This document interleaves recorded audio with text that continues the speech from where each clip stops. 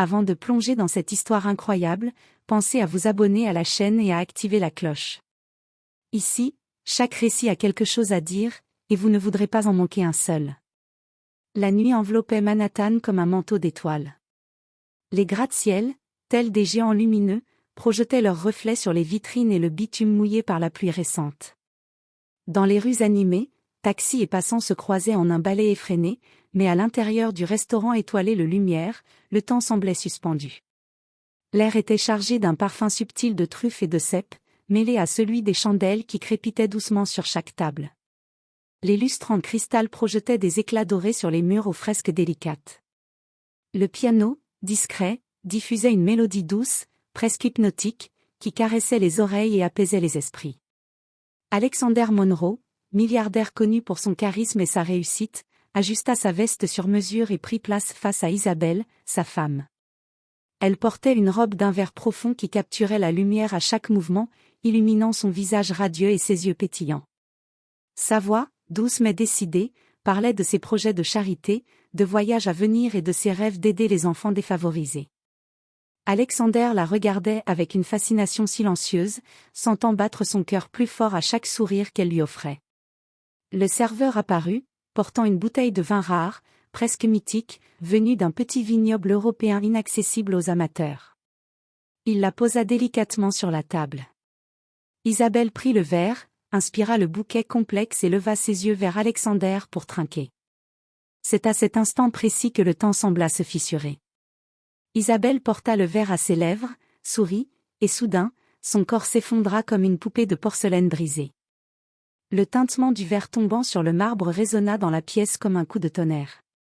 Alexander se leva d'un bond, ses mains saisissant son épouse avec une panique pure. « Isabelle » cria-t-il, sa voix déchirée par la peur. Les convives hurlaient, les serveurs se précipitaient, les chaises grinçaient sous la panique générale. Même le pianiste s'arrêta, figé dans un silence pesant. Les médecins arrivèrent, gestes précis et rapides, mais la vie s'était retirée d'Isabelle. Aucun battement de cœur, aucun souffle, aucune réaction. Alexander sentit son monde s'écrouler, comme si le sol venait de se dérober sous ses pieds. Tout ce qu'il avait construit, toute sa richesse, tout son pouvoir, devenait dérisoire face à cette perte.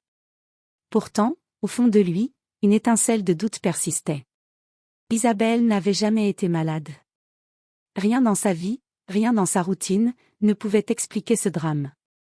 Une question brûlante le consumait. Comment, pourquoi, et surtout, par qui? Ce soir-là, dans ce restaurant baigné de lumière dorée et de luxe parfait, Alexander Monroe découvrit que même les mondes les plus élégants et maîtrisés pouvaient s'effondrer en un instant. Et il savait, instinctivement, que la vérité qu'il allait chercher serait plus terrifiante et complexe que tout ce qu'il avait imaginé. Les néons de Manhattan clignotaient à travers les vitres de l'hôpital, projetant des reflets froids sur le visage crispé d'Alexander. Il était assis sur un fauteuil métallique, les mains crispées sur ses genoux, regardant le couloir désert où Isabelle venait d'être emmenée. Chaque minute semblait s'étirer en heures, chaque souffle devenait un rappel cruel de son impuissance. Les médecins sortaient et entraient, murmuraient entre eux, jetaient des regards compatissants. Mais Alexander ne les écoutait pas. Tout ce qu'il voyait, c'était le visage de sa femme, son sourire lumineux, la chaleur de sa main effleurant la sienne quelques heures plus tôt. Et maintenant, ce silence oppressant. Nous avons fait tout ce que nous pouvions. Finit par dire un médecin, la voix douce mais ferme. Ces mots tombèrent comme une pierre dans le gouffre de son cœur. Non, non, ce n'est pas possible, murmura-t-il, les yeux fixés sur le sol brillant. La logique et la raison refusaient de s'appliquer.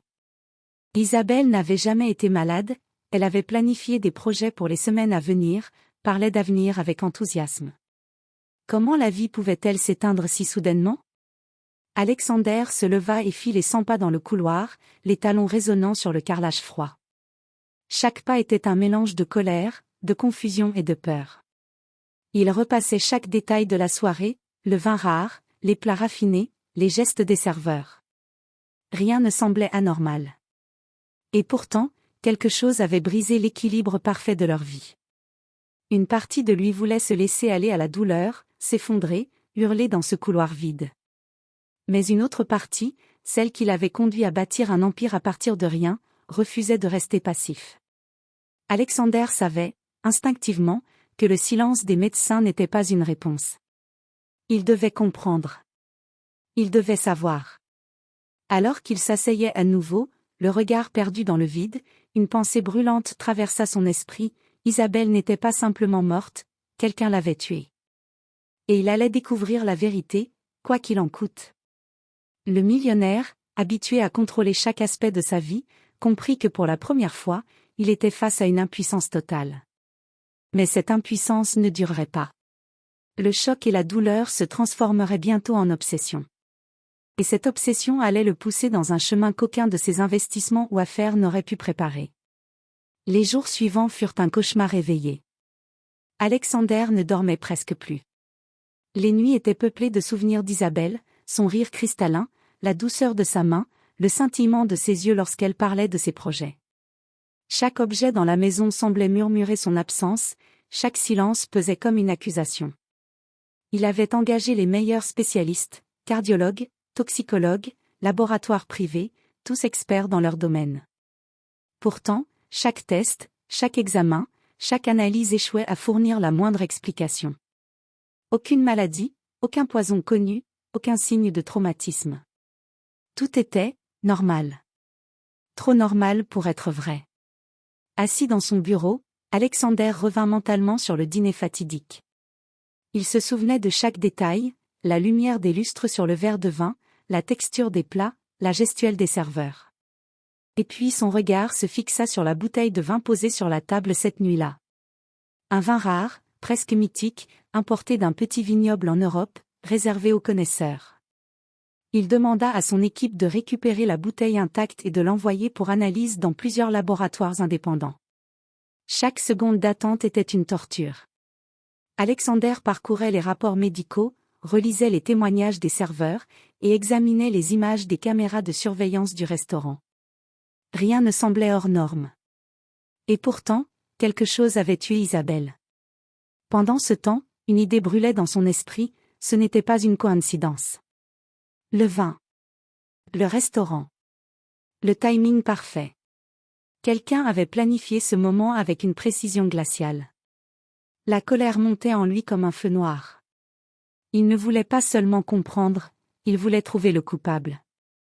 Et il savait qu'il n'abandonnerait pas tant que la vérité ne serait pas révélée.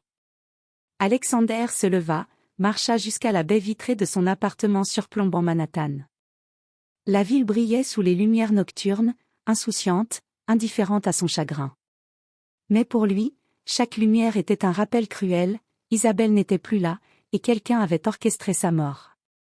Une promesse silencieuse se forma dans son esprit, il trouverait ce quelqu'un. Peu importait le temps, l'argent ou les obstacles. La justice pour Isabelle serait faite, et le responsable paierait, même si cela signifiait plonger dans un monde où le pouvoir et le danger se mêlaient dans une danse mortelle. Les résultats des laboratoires tombèrent dans la matinée, envoyés par courriel à Alexander comme des missiles de vérité. Il ouvrit le premier rapport avec une froide anticipation, le cœur battant, et ses yeux parcoururent chaque ligne avec une intensité presque douloureuse. Tout semblait normal, jusqu'à ce détail minuscule, presque insignifiant, une substance chimique étrangère, indétectable par les analyses classiques, avait été ajoutée au vin. Une dose infinitésimale, calculée avec une précision diabolique, suffisait à provoquer une crise cardiaque instantanée. Alexander resta figé. Le monde autour de lui sembla se dissoudre. Ses mains tremblaient alors qu'il relisait les résultats encore et encore. Ce n'était pas un accident. Ce n'était pas un problème médical. Quelqu'un avait orchestré la mort d'Isabelle. Une colère sourde monta en lui, accompagnée d'une froide détermination. Chaque image du restaurant, chaque geste des serveurs, chaque note du sommelier fut scrutée dans ses moindres détails. Il repensa à la bouteille posée sur la table, un vin rare, presque mythique, choisi avec soin. Qui aurait pu connaître ce détail ? Qui aurait eu la patience et la précision nécessaires pour transformer un dîner élégant en piège mortel ? Alexander comprit que la mort d'Isabelle n'était pas seulement un crime, c'était une mise en scène, un acte prémédité, minutieux, cruel. Et le responsable ne pouvait être qu'une personne ayant un accès direct à ce vin, et donc à ce restaurant. La rage se mêlait à la tristesse. L'injustice était palpable, presque tangible. Alexander se leva brusquement et marcha dans son bureau, les talons résonnant sur le parquet brillant. Chaque pas renforçait sa résolution, il retrouverait le coupable, peu importe le temps ou les moyens nécessaires. Pour la première fois depuis la tragédie, une lueur d'objectif apparut dans ses yeux, la douleur allait devenir moteur, la perte allait devenir arme, et Alexander Monroe allait transformer le chagrin en une quête implacable de vérité et de justice. Le soleil se couchait sur Manhattan, jetant des reflets orangés sur les façades de verre et d'acier. Alexander se tenait devant le restaurant Le Lumière, observant l'endroit qui avait été le théâtre de l'horreur. Le luxe, la perfection, la sophistication, tout semblait inchangé, comme si le drame n'avait jamais eu lieu. Mais Alexander savait que derrière cette façade impeccable, se cachait la vérité. Il franchit les portes, salua poliment le personnel et se fit inviter dans une salle privée pour examiner les vidéos de surveillance de la nuit fatidique. Chaque geste, chaque expression, chaque mouvement était scruté avec une attention obsessionnelle. Le sommelier, le chef exécutif, les serveurs, personne ne semblait suspect à première vue. Mais Alexander avait appris que le diable se cachait dans les détails. Le sommelier avait recommandé le vin à Isabelle avec un sourire professionnel, presque trop poli. Le chef, nerveux à certains moments, effleurait la bouteille avant qu'elle ne soit servie. Les serveurs semblaient suivre un balai minutieux, mais Alexander remarqua un instant fugace, un geste rapide, presque imperceptible, d'un serveur qui ajustait la bouteille avant qu'Isabelle ne la prenne. Il nota tout, chaque micro-expression, chaque mouvement suspect. Alexander savait qu'il devait comprendre non seulement le quoi, mais aussi le qui et le pourquoi. Chaque détail avait son importance, et il n'était pas question de laisser passer quoi que ce soit. Après plusieurs heures d'analyse, une conclusion commença à se dessiner dans son esprit, le chef exécutif n'était pas simplement nerveux, il était calculateur. Mais Alexander devait avoir des preuves tangibles avant de pouvoir l'affronter. Il contacta alors ses détectives privés, donnant des instructions claires, surveiller le personnel, analyser toutes les communications internes, et fouiller le moindre détail du service de ce soir-là. Alors qu'il quittait le restaurant, Alexander sentit le poids de la responsabilité. Le luxe, la perfection, l'argent, rien de tout cela ne pouvait réparer ce qui avait été perdu. Mais la justice, la vérité, ça, il allait les obtenir, peu importe le prix. Et au fond de lui, une conviction brûlante s'installait, le responsable se croyait à l'abri, mais Alexander Monroe venait de commencer sa traque. Alexander retourna à son appartement tard dans la soirée, le cœur lourd mais l'esprit en alerte. La ville brillait en contrebas, insouciante et indifférente à son chagrin, mais pour lui chaque lumière rappelait la disparition d'Isabelle et la présence invisible du coupable. Il avait décidé de se concentrer sur le chef exécutif du restaurant. Les détectives privés qu'il avait engagés avaient déjà commencé à surveiller ses déplacements, analyser ses communications et scruter ses finances. Alexander savait qu'un mobile devait exister, et il sentait que le chef n'avait pas agi sans raison. En examinant les relevés bancaires et les courriels interceptés, une image commença à se former, le chef était endetté jusqu'au cou, ses dettes accumulées menaçaient de ruiner sa carrière et sa réputation. Et plus inquiétant encore, il avait des contacts avec des fournisseurs douteux, des intermédiaires qui pouvaient se procurer n'importe quelle substance chimique rare et difficile à détecter. Alexander passa la nuit à recouper chaque information, les horaires, les mouvements, les conversations. Petit à petit, une vérité glaciale émergeait, le chef avait planifié la mort d'Isabelle pour en tirer profit, croyant que personne ne pourrait le relier à l'acte. Pourtant, aucune preuve directe ne suffisait encore. Aucun témoignage, aucune image, aucune trace chimique tangible ne permettait de l'incriminer. Alexander savait que le moindre faux pas pouvait tout compromettre. Mais il était prêt à attendre, à observer, à tendre son piège. Le lendemain, il convoqua ses détectives. Chaque mouvement compte, dit-il, la voix ferme et glaciale. Nous allons surveiller tout ce qui se passe au restaurant, chaque transaction, chaque livraison. Nous trouverons la faille. Et quand nous l'aurons, ce sera fini pour lui. Alors qu'il parlait, Alexander ressentit pour la première fois depuis la tragédie une poussée d'adrénaline. La colère, la douleur et l'amour pour Isabelle se transformaient en détermination pure. Il savait qu'il était sur le point d'entrer dans un jeu dangereux, où chaque détail pouvait être la clé, et où la moindre erreur pouvait coûter cher. Mais une chose était certaine, il ne reculerait pas. Isabelle méritait justice. Et le chef, peu importe sa ruse ou son arrogance, allait découvrir que Alexander Monroe n'abandonne jamais. Alexander passa la semaine suivante à préparer méticuleusement son plan. Chaque détail devait être parfait, caméra cachée, détective en surveillance, invitation soigneusement rédigée. Il ne voulait pas d'un affrontement public, pas avant d'avoir les preuves nécessaires. Tout devait se dérouler comme une scène parfaitement orchestrée. Le soir venu, Alexander invita le chef sous prétexte d'un dîner en mémoire d'Isabelle. La salle était privée, éclairée par des chandelles qui jetaient des ombres dansantes sur les murs. Le chef, vêtu de son uniforme impeccable, tenta de masquer sa nervosité derrière un sourire poli. Mais Alexander, assis en face de lui, pouvait lire chaque micro-expression, chaque tremblement discret. « Merci d'avoir accepté de venir », commença Alexander, d'une voix douce mais tranchante. « Je voulais parler de cette nuit, de ce qui est arrivé à Isabelle. » Le chef se tendit, un léger frémissement parcourant ses lèvres. Alexander continua, déployant lentement les preuves accumulées, les analyses du vin, les relevés financiers, les communications interceptées, les témoignages de livraisons suspectes. Chaque document était posé devant le chef comme une lame invisible. Au début, le chef nia tout, tentant de détourner l'attention, de jouer le rôle de l'innocent. Mais Alexander ne se laissait pas impressionner. Chaque mensonge, chaque hésitation, chaque mouvement trahissait la vérité. Petit à petit, le chef sentit le filet se resserrer. « Vous pensez que tout était parfait, » dit Alexander, la voix basse mais glaciale, « que personne ne pourrait découvrir vos dettes, vos transactions, votre plan. Mais vous avez sous-estimé une chose, la détermination de quelqu'un qui a perdu l'amour de sa vie. » Sous la pression, le chef craqua. Il avoua, partiellement au début, décrivant ses dettes, sa jalousie et le plan pour introduire la substance dans le vin d'Isabelle. Chaque mot était comme un couteau, révélant le calcul froid et cruel qui avait coûté la vie à la femme qu'Alexander aimait. Mais Alexander savait que l'aveu verbal ne suffirait pas. Il fallait des preuves scientifiques, tangibles. C'est pourquoi il ordonna à ses détectives de continuer la surveillance et d'extraire toutes les données nécessaires pour corroborer l'aveu du chef.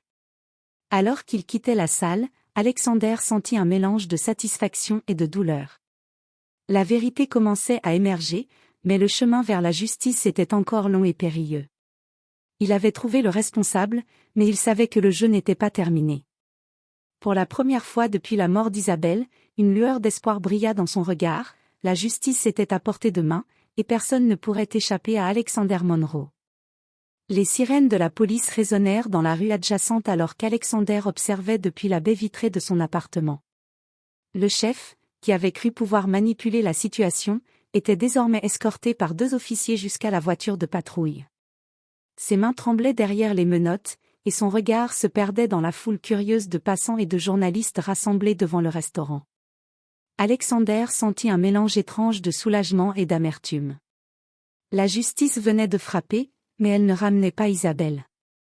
La victoire était froide, presque décevante face à la perte irréversible. La couverture médiatique fut instantanée, photos du chef menotté, récits des détectives privés et citations des preuves scientifiques. Manhattan vibrait au rythme de l'affaire, et pour Alexander, la réalité restait douloureuse. Il retourna dans la maison vide, où le silence pesait plus lourd que n'importe quelle accusation. Chaque objet lui rappelait Isabelle, son écharpe déposée sur une chaise, le livre qu'elle lisait la veille, le parfum subtil qui flottait encore dans l'air. Même entouré de richesse et de confort, Alexander se sentait nu et vulnérable. Pourtant, il savait qu'il devait aller de l'avant. L'arrestation du chef marquait la fin de la première bataille, mais la guerre pour l'héritage, la réputation et la mémoire d'Isabelle ne faisaient que commencer. Alexander commença à trier les affaires de sa femme, découvrant des dossiers, des lettres et des projets que personne d'autre n'aurait connus. Parmi ces papiers, un carnet secret attira son attention, un journal où Isabelle avait consigné ses rêves, ses projets de charité et ses réflexions intimes. En le feuilletant, Alexander sentit une vague de réconfort mêlée à une douleur indicible. Même morte, Isabelle continuait à le guider, à inspirer ses décisions, à nourrir sa détermination. Il comprit que son rôle ne se limitait pas à venger sa mort, mais aussi à poursuivre ses idéaux et à honorer sa mémoire. Alors que le soleil se couchait sur Manhattan, Alexander regarda la ville d'un air pensif. Il savait que le chemin serait long, semé d'embûches et de défis, mais il avait retrouvé un but. La justice avait commencé à se manifester, mais l'amour et la mission d'Isabelle allaient désormais orienter chaque pas de sa vie. Et dans ce mélange de tristesse et de détermination, une pensée brûlait dans son esprit, ce n'était que le début, et personne ne pourrait arrêter Alexander Monroe quand il était porté par la mémoire de celle qu'il aimait. Alexander s'assit dans le vaste salon, le carnet d'Isabelle posé sur ses genoux. Il prit une profonde inspiration avant d'ouvrir les pages délicates, dont l'odeur de papier ancien et de parfum subtil lui rappela instantanément la présence de sa femme. Chaque mot était une fenêtre sur son âme, une révélation intime de ses rêves et de ses pensées. Isabelle y consignait ses projets pour la fondation caritative qu'elle avait toujours voulu créer, ses idées pour aider les enfants défavorisés, et même des notes personnelles sur la manière de rendre le monde meilleur. Alexander sentit une émotion intense le submerger, tristesse, admiration et une détermination nouvelle. Chaque ligne qu'il lisait renforçait sa conviction que sa douleur devait se transformer en action. Il parcourut les pages où elle parlait de ses voyages, de ses rencontres, et de ses espoirs pour l'avenir. Une phrase attira particulièrement son attention. La vie est trop courte pour attendre. Même dans l'ombre, il faut agir pour laisser une lumière derrière soi. Ces mots résonnèrent profondément en Alexander. Il comprit que sa mission n'était pas seulement de venger Isabelle, mais de continuer ce qu'elle avait commencé. La justice pour sa mort était essentielle, mais honorer sa mémoire et poursuivre ses rêves allait donner un sens à sa perte. Le lendemain, Alexander convoqua son équipe et commença à planifier la création de la fondation au nom d'Isabelle. Les projets qu'elle avait imaginés, les écoles qu'elle voulait rénover, les enfants qu'elle voulait aider, tout allait devenir réalité grâce à lui. Il transforma sa douleur en énergie, sa colère en détermination, et son chagrin en une mission concrète. Alors qu'il marchait dans les rues de Manhattan, carnet en main, Alexander sentit pour la première fois depuis longtemps une direction claire. Le monde n'était pas seulement un lieu de perte et de trahison, il pouvait devenir un terrain pour honorer Isabelle, pour transformer la douleur en espoir, pour laisser une empreinte durable. Ce carnet n'était pas seulement un souvenir. Il était un guide. Et Alexander savait qu'à partir de ce moment, chaque décision, chaque action, chaque souffle qu'il prendrait serait inspiré par elle. Pour la première fois depuis sa tragédie, une lueur de paix mêlée de force brillait dans ses yeux. Isabelle n'était plus là physiquement, mais sa présence guidait désormais chaque pas d'Alexander Monroe. Les mois qui suivirent furent un tourbillon d'activités. Alexander transforma la maison en un véritable centre de planification pour la fondation d'Isabelle. Chaque pièce, chaque bureau, chaque ordinateur était dédié à ses projets, rénover des écoles, financer des programmes éducatifs, et créer des opportunités pour les enfants défavorisés. Il rencontra des architectes, des enseignants, des associations locales et des donateurs potentiels. Chaque réunion, chaque décision, chaque investissement était guidé par les notes du carnet d'Isabelle. Son visage apparaissait dans son esprit à chaque succès, à chaque obstacle surmonté. Mais le chemin n'était pas sans obstacles. Certains partenaires se montrèrent sceptiques, certains investisseurs doutaient de la viabilité de ses projets, et même les médias cherchaient à exploiter la tragédie d'Isabelle à des fins sensationnalistes. Chaque défi testait sa patience et sa détermination. Pourtant, Alexander persista. Il transforma sa colère et sa douleur en énergie constructive. Lors de la cérémonie d'inauguration de la première école rénovée, il sentit la présence d'Isabelle à ses côtés, invisible mais tangible. Les enfants couraient dans la cour, riaient et s'émerveillaient des couleurs et de la lumière qui remplissaient les salles de classe, et Alexander comprit que ce n'était pas seulement un projet de reconstruction matérielle, mais une renaissance émotionnelle et spirituelle. Peu à peu, sa vie se transforma. Il découvrit un nouveau sens à son existence, un but plus profond que ses affaires et sa richesse. Isabelle n'était plus seulement une perte douloureuse, elle était devenue le moteur de sa mission, la force silencieuse qui guidait chaque action. Et dans chaque sourire d'enfant, dans chaque succès éducatif, Alexander sentait son chagrin s'alléger, remplacée par un mélange de fierté, de paix et de gratitude. La tragédie avait ouvert la voie à une renaissance, celle d'un homme capable de transformer la douleur en lumière. Pour la première fois depuis ce soir fatidique au restaurant, Alexander sentit que la vie pouvait redevenir belle, même après la perte la plus dévastatrice. Les premiers rayons du soleil traversaient les grandes baies vitrées de la fondation. Alexander se tenait là, observant les enfants jouer dans la cour nouvellement inaugurée, leur rire remplissant l'air comme une symphonie de vie et d'espoir. Chaque sourire, chaque éclat de rire semblait murmurer la présence d'Isabelle, guidant ses pas invisiblement mais puissamment. Les médias, au départ critiques et sceptiques, avaient désormais tourné leur attention vers le succès tangible des projets. Alexander recevait des lettres de gratitude de parents, d'enseignants et même d'anciens élèves, racontant comment la fondation avait changé leur vie. Pour lui, cela valait plus que tous les profits et toutes les affaires du monde. Un après-midi, alors qu'il parcourait le bureau où le carnet d'Isabelle reposait encore ouvert, Alexander reçut un appel inattendu. Les autorités avaient finalisé l'enquête sur le chef du restaurant. Les preuves étaient irréfutables, et il avait été condamné à une peine exemplaire. La justice, froide mais nécessaire, avait enfin triomphé. Pour Alexander, ce n'était pas seulement une victoire sur le crime, mais un symbole. La vérité et l'amour triomphent toujours, même dans l'adversité la plus sombre. Il ferma les yeux un instant, laissant un sourire se dessiner sur ses lèvres, sentant une paix qu'il n'avait pas connue depuis des mois. Puis il se retourna vers la fenêtre, regardant Manhattan s'éveiller. La ville continuait sa course folle, indifférente et lumineuse, mais pour Alexander, chaque coin, chaque rue, chaque lumière rappelait la force d'Isabelle et l'impact qu'elle avait laissé. Il savait désormais que sa vie ne serait plus jamais la même. Isabelle avait transformé son monde, non seulement par son amour, mais par sa vision et son courage. Et Alexander, armé de cette leçon, promettait de poursuivre sa mission, de protéger sa mémoire et de faire rayonner sa lumière dans un monde qui en avait tant besoin. Alors que les enfants couraient vers lui, riant et criant de joie, Alexander sentit un poids se dissiper de son cœur. Il avait perdu Isabelle, mais il avait trouvé un sens nouveau à sa vie, un héritage d'amour, de justice et d'espoir, indestructible et lumineux, prêt à inspirer tous ceux qui croiseraient son chemin. Et dans ce mélange de tristesse et de triomphe, Alexander Monroe sut, profondément et pour toujours, que même dans la perte la plus dévastatrice, la lumière pouvait renaître.